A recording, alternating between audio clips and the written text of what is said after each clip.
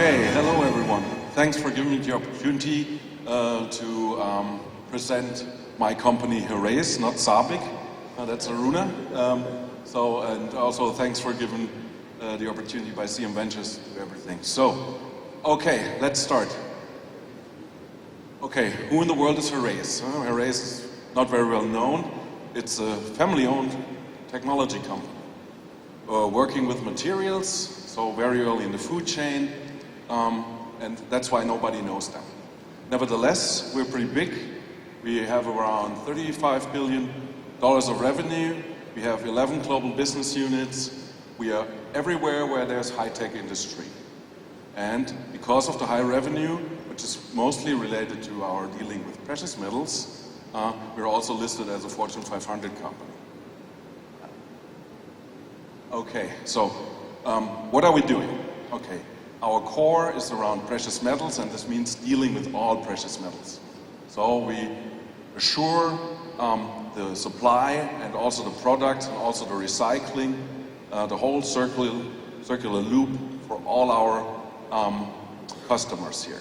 That's a very specialized business, so we operate it globally, also in China and Germany, and also in the US.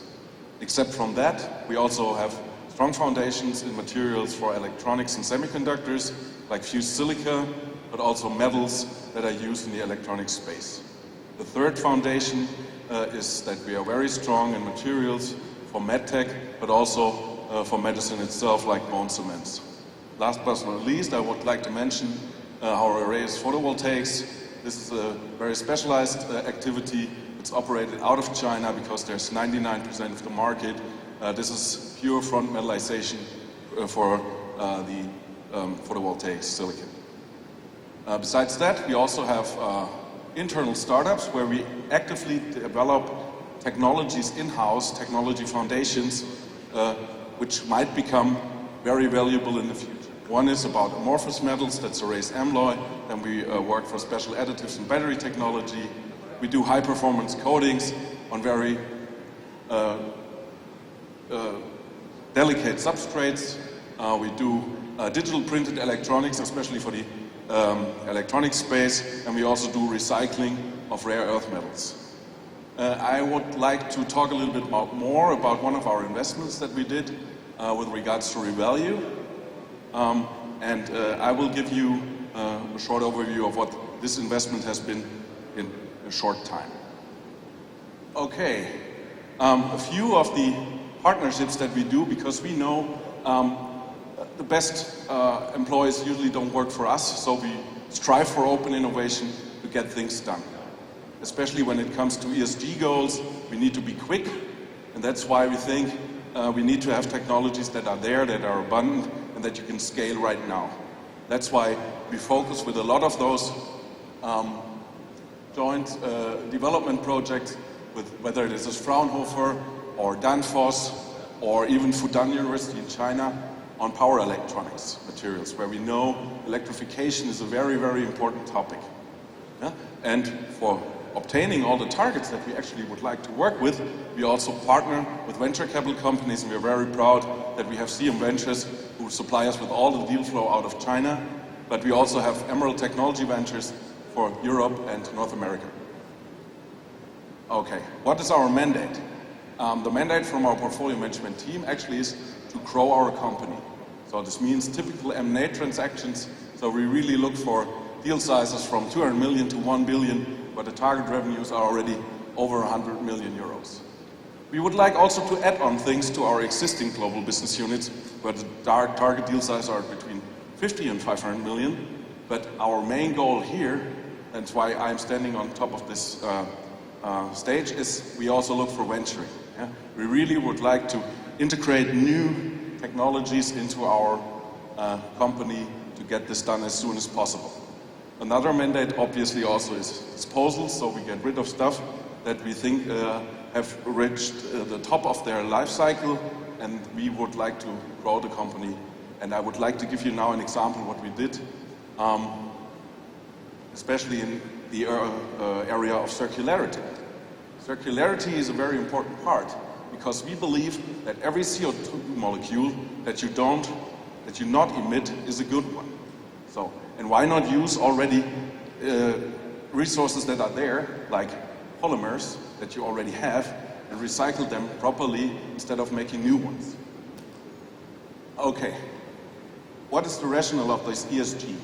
We live this since 150 years because precious metals recycling always has been a big topic. Because primary mining of precious metals always has been very expensive, so it always has been very important to get this done. But for abundant materials like water or polymers that you have, it only became important in the last few decades. Because this stuff was so easy to manufacture, so cheap to manufacture, that you always had the high price pressure from virgin sources, which made it unfeasible. Now this has changed. But one thing is very important. If you would like to get something done in this area, you have to have a lower carbon footprint against the virgin processes. It doesn't make sense to emit more CO2 in recycling than you would actually do when you produce a virgin one. And that was our first thinking of how can we address this, and now we were looking for some things, and I would like to present you one. We looked deeply into consumer brands and how they set their ESG goals.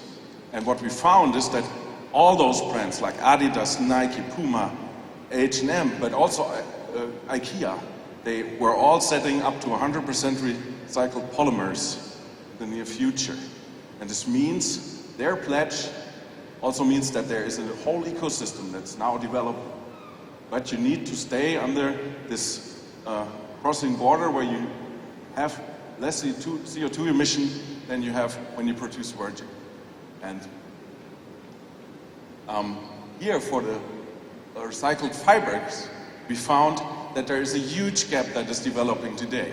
There was almost no recycled fiber demand in the past, but in 2030, it's already much more than you can actually supply from the available PET that's collected these days. So there's an unmet need, and we looked deeper into it and found a company in India. And it was called Perpetual at that time, so now it's called Revalue, but they were already doing this recycling with a very specialized process on a 15,000 tons per year scale. But they were unable to grow globally, and that was our idea. So we shortly looked into it, whether they have the right process, because they already scaled so well, and we found all about the limitations of this mechanical recycling, where you actually cannot filter out all the residual dirt particles good enough to make new fiber. So and that was more or less the idea, and they said, let's do glycolysis, but they don't do a full glycolysis, it's a part of chemical recycling, and they just bring it down to oligomers, then are able to fine filter this old stuff, and then directly make fibers out of it again. And that was the sweet spot. And so we teamed up with them, we invested a minority stake. In the meantime, we also invested more, so we are majority owners of it. And we are now helping them to build a 100 metric ton plant PET chips per day in the US. We will scale that to 200 tons. At the same time, we also add capacity in India, where they have their main plant right now, where we also have 200 metric tons. Another goodie that we brought to them is that we helped them to become a global company. This means they really had almost no IP protection, so we really helped them with invention harvesting to become a global player and to be active there without having problems with competition. Okay, so I'm already almost at the end. I would like to show you all the Heraeus portfolio management activities that we did in the past.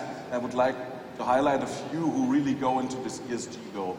And the first one definitely has been the acquisition of Ardor. That's a precious metals company, so that was in our core. They also do 100% recycling, so we acquired those guys, and then now we are the largest integrated precious metals recycling company in the world. But we also, in 22, started a joint venture with BASF here for China, especially for the recycling of precious metals catalysts that are used in BASF's plants. China for China. Another one we already talked to is Revalue that we did in 2020, but we also did another one, and this was actually presented to us by CM Ventures, and this is Banyan Nation, is also a startup from India, and they are also looking into something different. They don't have a USP technologically, but they have built up a very interesting system to address the supply chain from informal collectors. This means people who are living on the street, they earn their buck, and they can now, with the help of a digital tool, directly sell to you without having the aggregators. Okay, so this is what we do from our investment side, but you know, avoiding CO2 is a very holistic approach. So we also have a lot of internal activities here, and I would like to close that one with just an overview of what we do internally with all our international sites. And I would like to show you that almost 2/3 of all our international sites are getting PV farms around them, so they can at least have 75% of all their energy demand, electrical energy demand, fulfilled by PV. And we're about to close it with all the other ones. We see this as an internal investment into the future because we think it's a very important thing. And these sites that we develop here, they grow really large. So for our main site, this will be more than 40 gigawatt hours per year. Okay, so thank you.